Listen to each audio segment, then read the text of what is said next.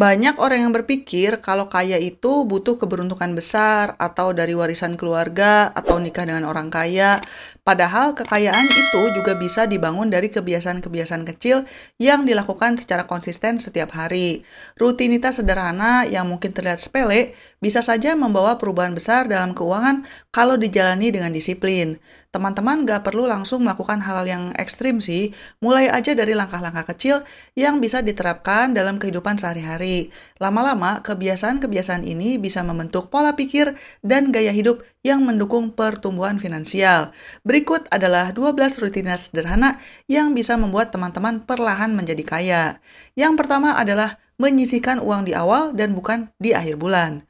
Banyak orang menabung dari sisa uang di akhir bulan, padahal cara ini jarang berhasil.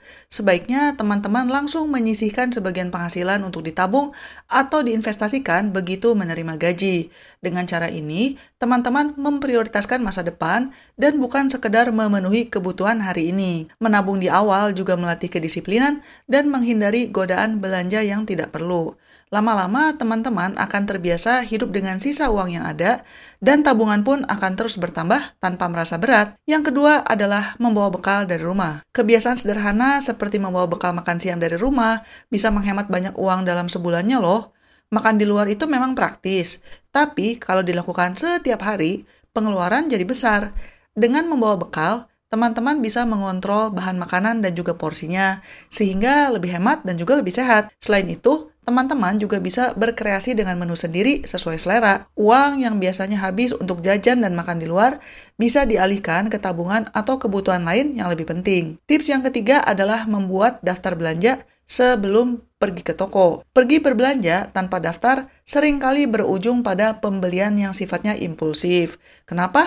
Ya, karena kita jadi mudah tergoda untuk membeli barang yang sebenarnya tidak dibutuhkan. Dengan membuat daftar belanja, teman-teman bisa lebih fokus dan terhindar dari godaan diskon atau promo yang akan membuat kita belanja lebih banyak. Daftar belanja juga bisa membantu mengendalikan pengeluaran agar tetap sesuai dengan anggaran. Kebiasaan ini terdengar sederhana, tapi sangat efektif untuk menjaga keuangan agar tetap sehat dan terhindar dari pemborosan. Tips yang keempat adalah memanfaatkan kupon, membership, dan juga diskon. Banyak orang yang menganggap kupon, membership, atau diskon itu hanya untuk orang yang betul-betul ingin berhemat banget. Padahal sebenarnya ini adalah strategi cerdas untuk mengelola pengeluaran. Teman-teman bisa berhemat banyak uang dengan memanfaatkan promo yang sering ditawarkan oleh toko, supermarket, atau aplikasi belanja online. Setiap potongan harga, meskipun terlihat kecil, kalau dikumpulkan dalam sebulan atau setahun, jumlahnya bisa sangat signifikan. Selain itu, membership atau keanggotaan di toko-toko tertentu biasanya memberikan keuntungan tambahan seperti rewards point, cashback, atau akses ke promo eksklusif. Teman-teman bisa memanfaatkan fasilitas ini untuk kebutuhan rutin, misalnya belanja bulanan atau membeli barang yang memang sudah direncanakan. Dengan begitu, pengeluaran jadi lebih terkendali dan teman-teman bisa tetap mendapatkan barang yang dibutuhkan tanpa harus membayar harga penuh. Tapi ingat, kita harus tetap bijak saat menggunakan kupon atau diskon. Jangan sampai tergoda membeli barang yang sebenarnya tidak dibutuhkan karena ada promo. Fokuslah pada kebutuhan utama dan manfaatkan promo untuk berhemat, bukannya untuk menambah pengeluaran. Dengan cara ini, teman-teman bisa tetap hemat tanpa mengorbankan kualitas hidup. Sisa uangnya jangan lupa untuk dialihkan ke tabungan atau investasi. Tips yang kelima adalah coba membetulkan barang sebelum membeli baru atau pilih barang second yang masih bagus. Seringkali kalau barang di rumah rusak atau sudah tidak berfungsi dengan baik, kita langsung tergoda untuk beli yang baru. Padahal, ada barang-barang yang sebenarnya masih bisa diperbaiki dengan sedikit usaha dan kreativitas. Misalnya aja baju yang sobek, bisa dong jahit sendiri. Dengan mencoba membetulkan barang, teman-teman bisa berhemat banyak uang dan juga belajar keterampilan baru yang bermanfaat. Selain itu, nggak ada salahnya mempertimbangkan untuk beli barang second yang masih bagus, karena banyak barang bekas yang kualitasnya masih sangat layak pakai, mulai dari pakaian, perabotan, sampai mobil. Karena biasanya harga barang second itu jauh lebih murah dibandingkan barang baru, tapi fungsinya tetap sama. Kebiasaan ini bukan hanya menghemat pengeluaran, tapi juga membantu mengurangi limbah dan juga menjaga lingkungan. Teman-teman juga jadi bisa lebih bijak dalam berbelanja dan tidak mudah tergoda dengan tren konsumsi yang boros. Dengan membiasakan diri membetulkan barang atau membeli second, kita bisa menambah tabungan dan mempercepat perjalanan menuju kebebasan finansial. Tips yang keenam adalah menghindari utang konsumtif. Kadang memang utang ini nggak bisa dihindari ya, misalnya aja untuk beli rumah. Tapi sebisa mungkin hindari hutang untuk hal-hal konsumtif seperti beli gadget baru atau mau liburan mewah. Utang konsumtif hanya akan membebani keuangan kita di masa depan. Sebaiknya teman-teman hanya berutang untuk hal-hal produktif, misalnya untuk modal usaha atau investasi yang jelas keuntungannya. Dengan begitu, utang bisa menjadi alat untuk memperbaiki kondisi finansial dan bukan sebaliknya. Kalau sudah terbiasa hidup tanpa utang konsumtif, maka teman-teman akan lebih tenang dan bisa fokus membangun kekayaan. Tips nomor 7 adalah menghindari gaya hidup hedonisme. Godaan untuk tampil keren dan mengikuti tren memang besar, apalagi di era sosial media. Tapi, gaya hidup hedonisme ini hanya akan membuat keuangan kita cepat terkuras.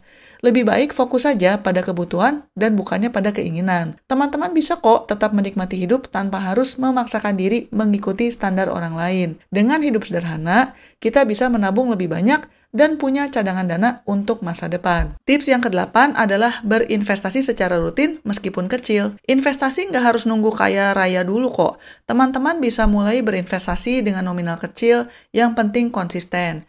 Investasi akan memberikan efek compounding yang luar biasa dalam jangka panjang. Pilihlah instrumen investasi yang sesuai dengan profil risiko dan tujuan keuangan kalian. Jangan lupa untuk terus belajar dan memperbarui strategi investasi sesuai dengan perkembangan pasar.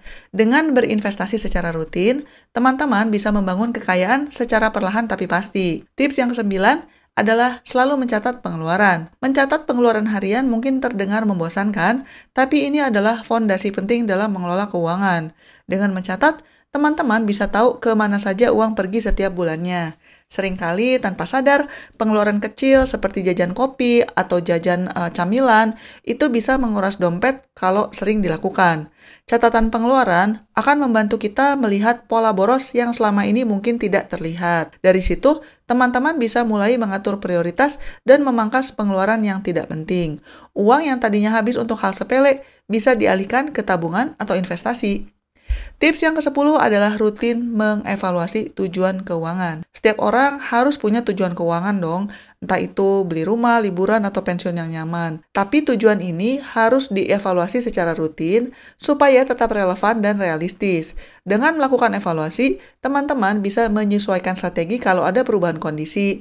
Misalnya aja ada kebutuhan tambahan, atau kenaikan gaji. Evaluasi ini juga membantu menjaga semangat dan fokus pada target yang hendak dicapai. Jangan ragu untuk mengubah atau menambah tujuan keuangan agar sesuai dengan perkembangan hidup. Fleksibilitas ini penting agar perjalanan finansial tetap menyenangkan. Tips ke-11 adalah terus menambah ilmu keuangan. Pengetahuan adalah kunci yang sangat penting untuk bisa mengelola uang dengan bijak. Teman-teman tidak harus jadi ahli keuangan, tapi minimal harus rutin membaca buku atau artikel atau nonton video tentang keuangan pribadi.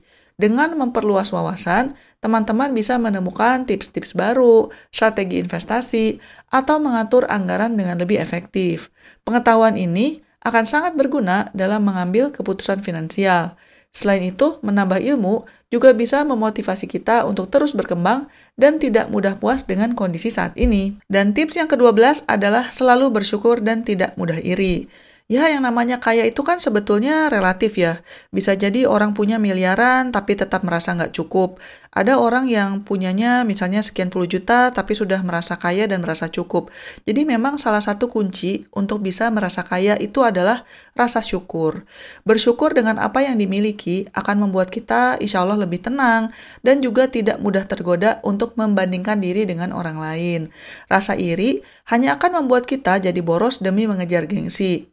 Dengan bersyukur, teman-teman bisa lebih fokus pada tujuan sendiri dan menikmati proses dalam membangun kekayaan. Kebahagiaan tidak selalu diukur dari segi materi, tapi juga dari rasa cukup dan damai di hati. Sekian dulu video kali ini dan selamat mencari kebahagiaan. Bye-bye!